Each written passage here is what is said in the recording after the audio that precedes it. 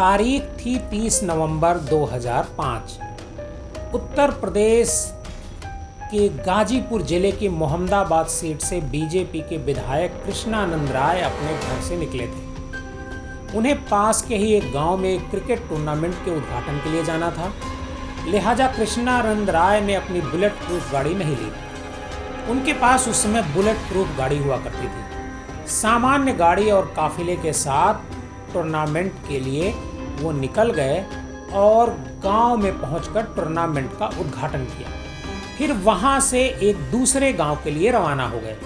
कुछ दूर आगे बढ़े होंगे कि रास्ते में एक सिल्वर ग्रे कलर की एसयूवी सामने आकर खड़ी हो गई। उस गाड़ी ने रास्ता रोक लिया। करीब 7-8 लोग एसयूवी से उतरे। उनके हाथ में हथियार थे। उनके पास AK-47 थी। एसयूवी से उतरे लोगों ने विधायक कृष्णानंद राय की गाड़ी पर फायर झोंक दिया। उस समय की मीडिया रिपोर्ट्स बताती है कि इस घटना में 500 राउंड से ज़्यादा गोलियां चली थी। बीजेपी विधायक कृष्णानंद राय, गनर निर्भर उपाध्याय, ड्राइवर मुन्ना, रमेश राय, श्याम शंकर राय, अखिलेश राय और शेषनाथ सिंह की इस गोलाबारी में मौत हो गई। हमलावर हमले के फौरन बाद वापस फरार हो गए। ऐसा कहा जाता है कि मारे गए विधायक कृष्णानंद राय के भाई राम नारायण राय दूसरी गाड़ी में बैठे हुए थे, वह बच गए। एक खबर के मुताबिक राम नारायण राय ने कहा कि कृष्णानंद राय और उनके साथियों पर गोली चला रहे लोग कह रहे थे, मारो इनको, इन लोगों ने भाई को बहुत परेशान करके रखा है। आखिर वह किस भाई की बात कर रहे थे? पूर्वांचल को समझने वाले जानते हैं कि कृष्णानंद राय की अदावत पूर्वांचल के एक ही भाई से थी, जिसका नाम था मुख्तार अंसारी। नमस्कार, आदाब। आप देख रहे हैं DNM शो, अपराध की खबरों का ये शो हम आपके सामने लेकर हाजिर होते हैं।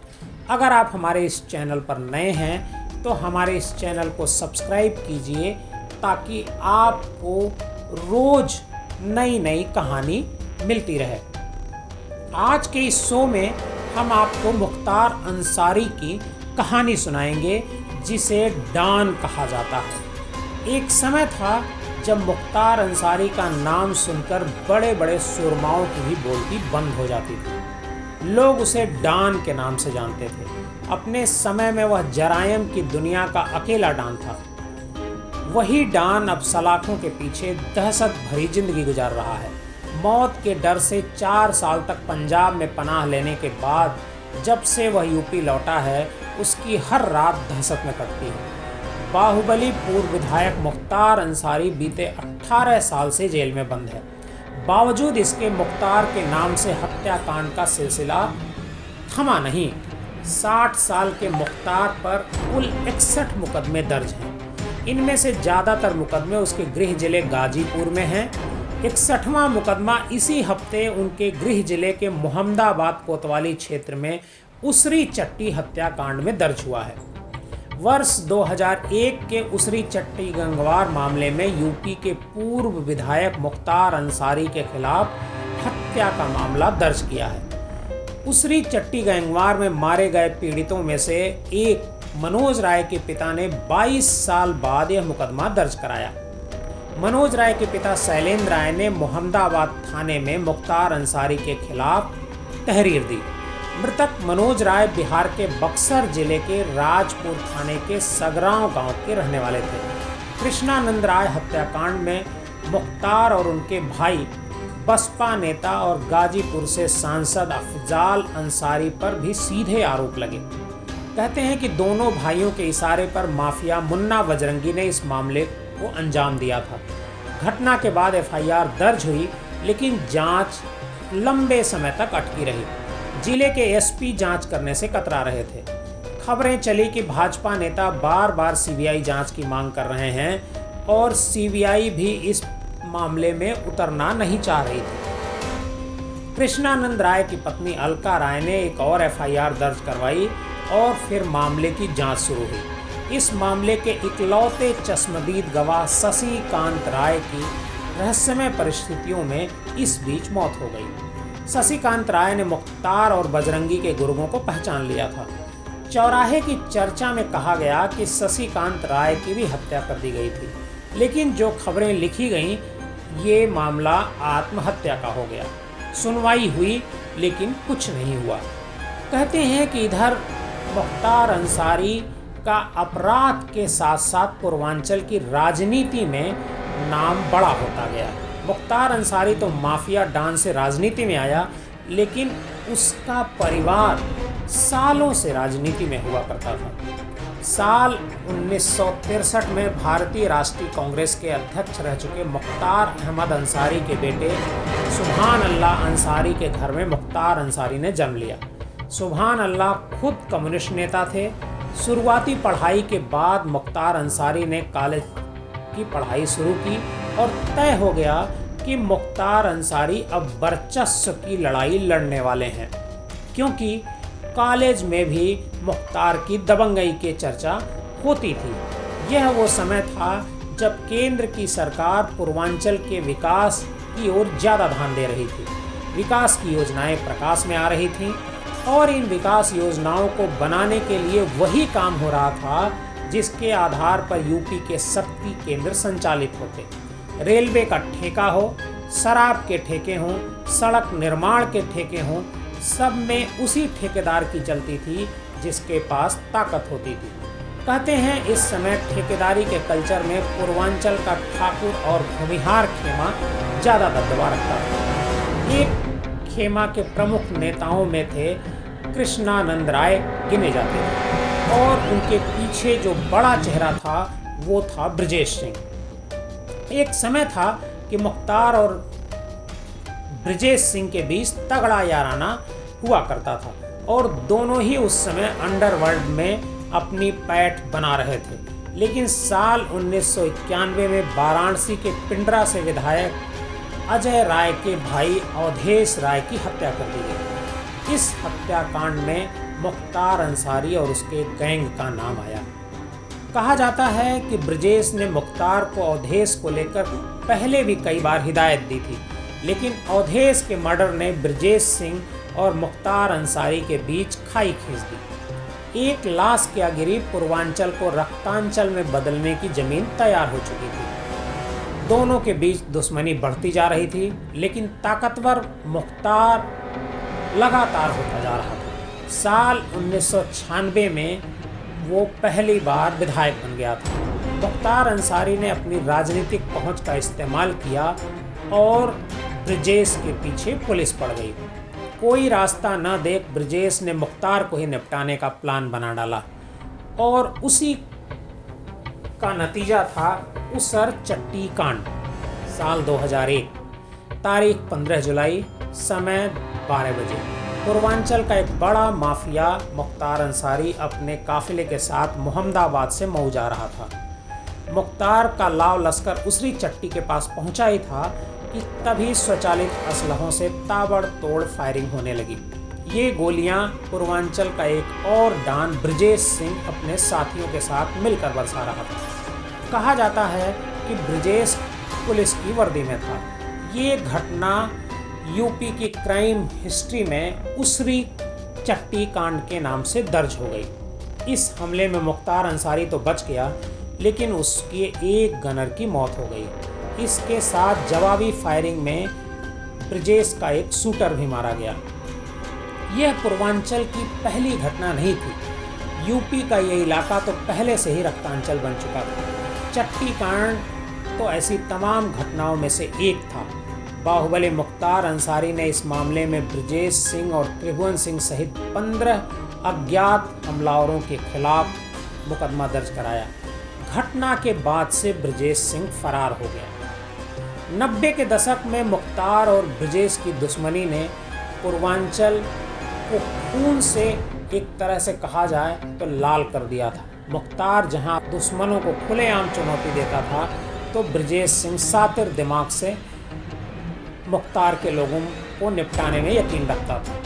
वर्चस्व की लड़ाई में कई लोगों का खून बहा और मौतें हुई। यह वह समय था जब गैंगवार के बाद भी इतना सब हो जाने के बाद एक गैंग दूसरे गैंग से सतर्क तो रहता था, लेकिन सीधे टकराने से बचता था।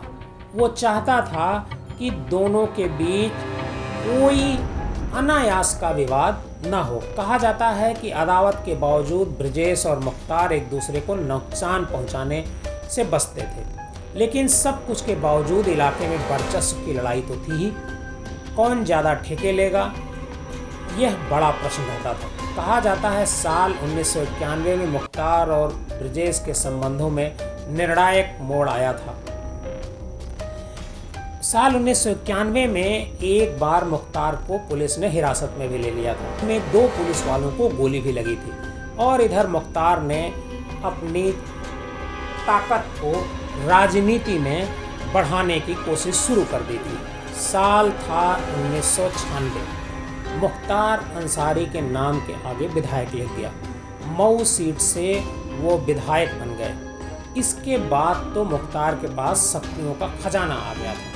कहते हैं कि इसके तुरंत बाद पुलिस भी मुख्तार पर हाथ डालने से डरने लगी थी। ठेके वगैरह भी आसानी से मिल जा रहे थे। इधर ब्रजेश का गैंग भी मुसीबत में पड़ गया था। उन लोगों पर पुलिस का दबाव भी लाजिम था। इधर मुख्तार का मेकओवर पीरियड भी चल रहा था। उसकी रॉबिन हुड की छवि भी बनाई जा रही थी। किसी का कोई सरकारी काम अटकता, किसी के घर में शादी पड़ी हो, आर्थिक मदद चाहिए हो, नौकरी का लफड़ा हो, तो वह मुख्तार के दरवाजे पर पहुंच सकता था। कहा जाता है कि एक समय में दूल्हे तक को मऊ जिले में उठा लिया जाता था और मुख्तार अंसारी के कहने पर। हालांकि यह सब तो कहानियाँ ही हैं।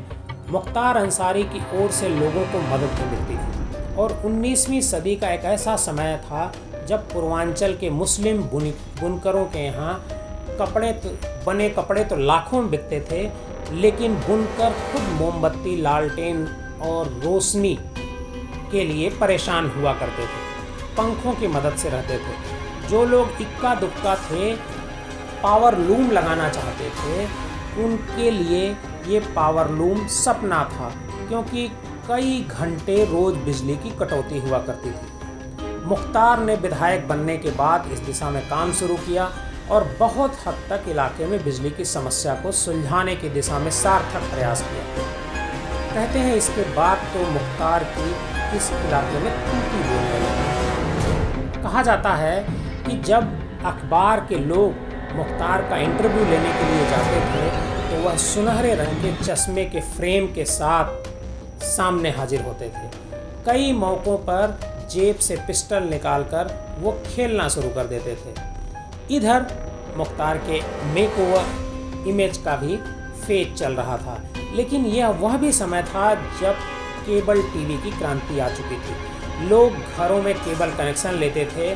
गर्मी की छुट्टी में तो लेते ही थे, बाद में साल भर के कनेक्शन लेने लगे। राष्ट्रीय चैनल तो आते ही थे, लोकल चैनल भी टीवी पर आने लगे थे। शहरों के जो प्रतिष्ठान होते थे वह किसी लोकल कैमरामैन को पकड़कर अपनी दुकान या शोरूम का एक भारी भरकम विज्ञापन शूट करवाते थे और लोकल चैनल पर दे दिए जाते थे। जिनके घर में केबल टीवी है वो तो विज्ञापन देख सकते थे और विज्ञापन आने के साथ ही टीवी पर उन दुकानदारों के पास एक फ़ोन भी आने लगता था। इसको कहते थे गुंडा टैक्स, यानी रंगदारी। कहा जाता है कि रंगदारी जिन व्यापारियों से मांगी जाती थी उसमें भी मुख्तार का नाम आता था। प्रोटेक्शन देने के नाम पर व्यापारियों से पैसा मांगा जाता था। जो शातिर व्यापारी होते थे वो ही शायद बच पाते थे। इस टैक्स वसूली में मुख्तार का नाम 1 नंबर पर हुआ करता था। कहीं कहीं ब्रजेश का नाम भी सुनाई देता था। रंगदारी टैक्स मांगने वाले के तार किसी न किसी रूप में इन दोनों से मिला करते थे। कुल मिलाकर अगर ये कहा जाए कि मुख्तार ने अपने लिए एक बड़ी राजनीतिक जमीन तैयार कर ली थी तो बात गलत नहीं होगी। मुख्तार पर दंगे भड़काने के भी आरोप लगे। खुली जीप में बैठकर सांप्रदायिक दंगे के आरोप में उन पर केस भी दर्ज हुआ। अंसारी परिवार का राजनीतिक सफर भी विवादों में हमेशा रहा। खुद सीपीआई से राजनीतिक पारी की शुरुआत करने वाले मुख्तार एंड फैमिली ने साल 2007 में बसपा का दामन थामा। बीच में थोड़ी सी निर्दलीय वाली राजनीति हुई। मायावती से जब मुख्तार को लेकर एक बार सवाल पूछा गया तो उन्होंने इसे गरीबों का मसीहा बताया। इसके बाद साल 2009 आया और लोकसभा चुनाव में मुख्तार ने बनारस लोकसभा सीट से पर्चा भरा। सामने थे भाजपा के वरिष्ठ नेता मुरली मनोहर जोशी।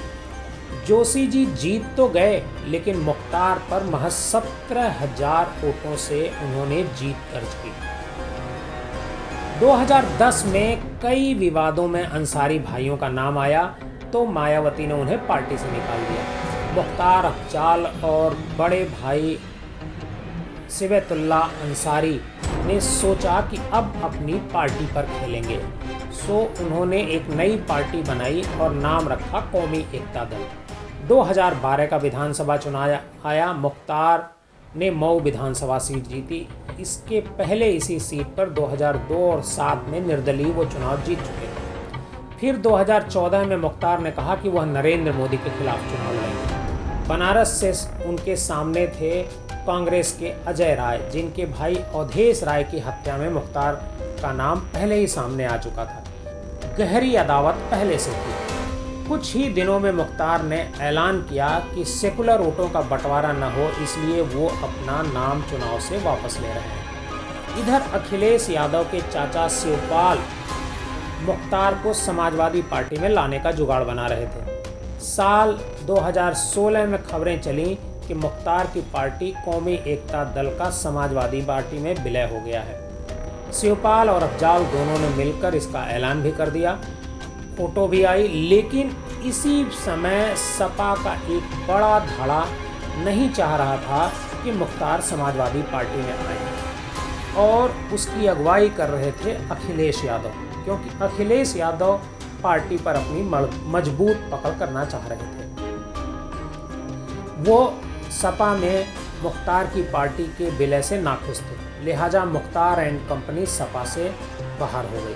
चाचा शिवपाल भी चले गए। अब लगा कि मुख्तार एंड कंपनी फिर से कौमी एकता को मैदान में उतारेगी, लेकिन मायावती ने राजनीति में कुछ भी परमानेंट नहीं होता है। मायावती ने मुख्तार एंड कंपनी को फिर से टिकट दे दिया। कहा गया कि आरोप साबित नहीं हुए। अब पार्टी का विलय हो गया।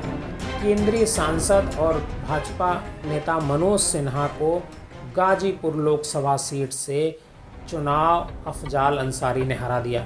कृष्णानंद राय की हत्या के बाद उनकी पत्नी अलका राय ने मोहम्मदाबाद सीट से पर्चा भरा और उपचुनाव में चुनाव जीत गए। इस सीट पर 2007 और 2012 में बड़े भाई बरकतुल्ला अंसारी ने अलका राय को हरा दिया। 2017 और 2019 में सीट फिर से अलका राय के पास आ गई। यूपी की योगी सरकार अंसारी परिवार की संपत्तियों को अवैध बताकर गिरा रही है और अब जब कभी भी मुख्तार अंसारी टीवी पर नज़र आते हैं तो वह व्हील चेयर पर नज़र आते हैं।